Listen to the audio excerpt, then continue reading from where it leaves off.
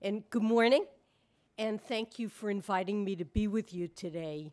The Committee for Economic Development has a long and distinguished record in identifying and addressing crucial issues related to our nation's economic growth and productivity. And I think today's conference on fiscal sustainability in the global economy fits squarely in that tradition.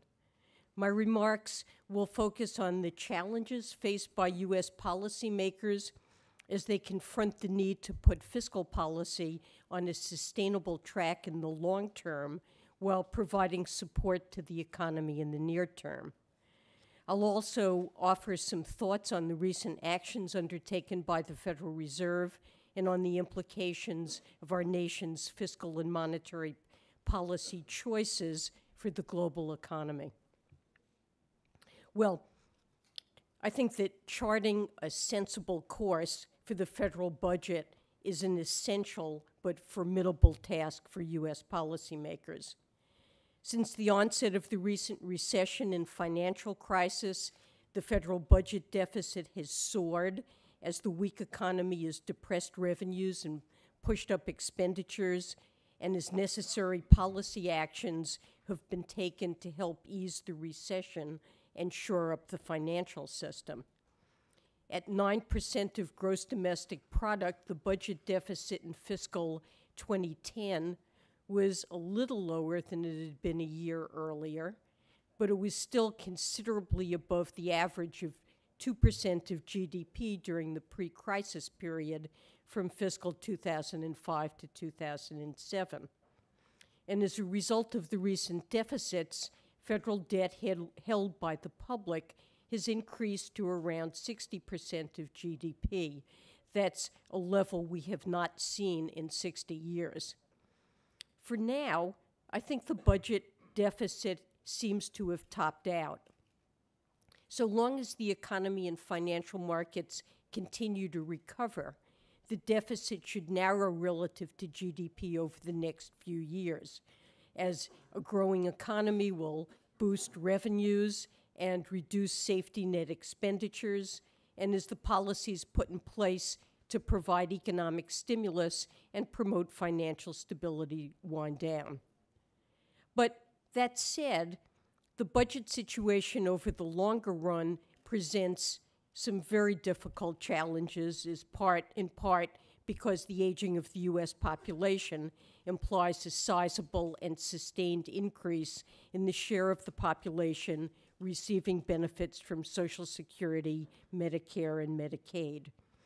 Currently, there are about 5 individuals between the ages of 20 and 64 for each person aged 65 and older, and this ratio is projected to decline to around 3 by the time most of the baby boomers have retired in 2030.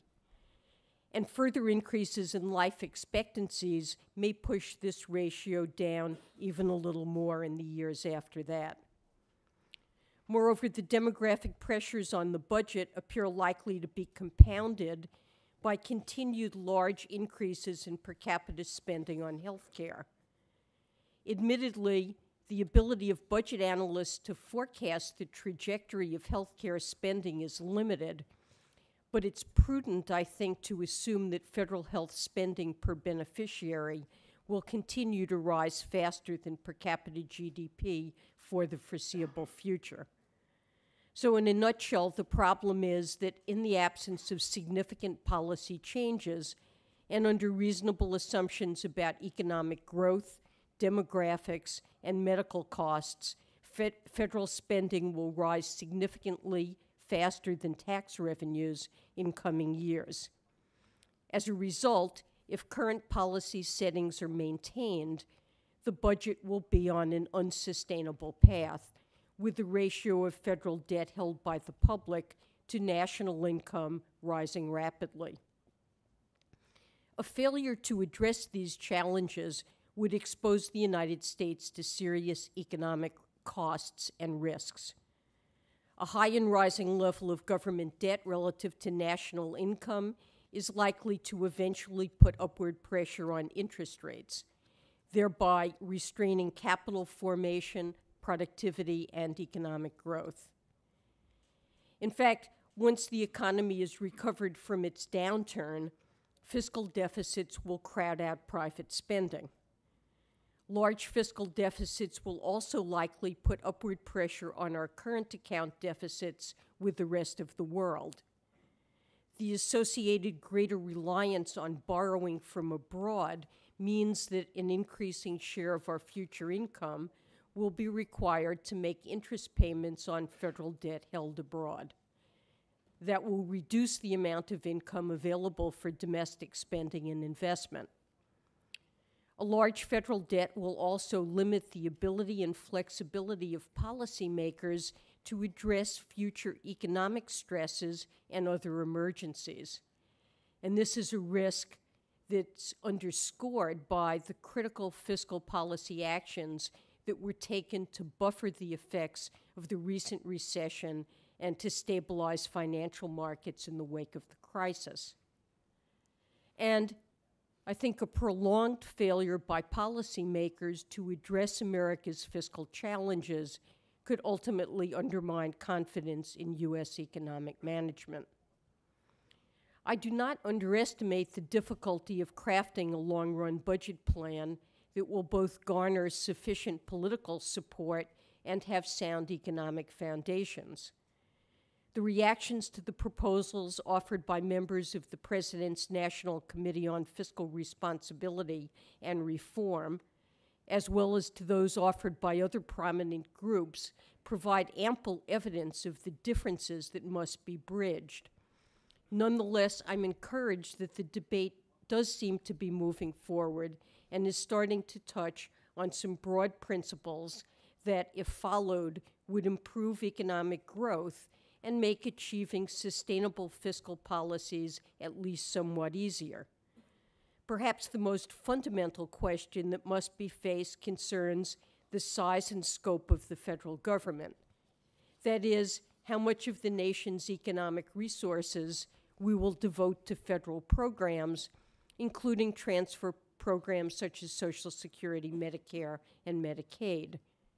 Crucially, whatever size of government we choose, taxes must ultimately be set at a level sufficient to achieve an appropriate balance of spending and revenues. We should not defer charting a course for fiscal consolidation.